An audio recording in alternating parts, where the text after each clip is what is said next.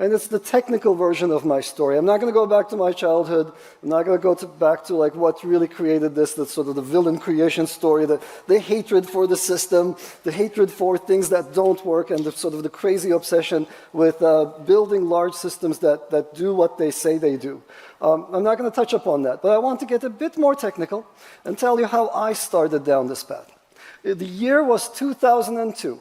And how many of you were downloading stuff from Napster and LimeWire? I know you were. Hands up. But I know there are more hands that need to go. The statute of limitations has expired, so it's all good. So how many of you were uploading at the same time? Now be honest. So far fewer hands. So the problem then, as the problem is often with groups of people, people want to take things and they don't want to give things, right? This is known as the tragedy of the commons. Everybody wants something, and when it comes to giving that thing, it's a little harder to get to happen. So my idea back then, as a very, very young, freshly minted professor at Cornell University, was, well, we need to do something to incentivize people to give resources to the community pool, and somehow disincentivize people who constantly take things. And the idea then, of course, there were many ideas. You've heard of BitTorrent, which is based on barter. For me to give you a block, you have to give me a block.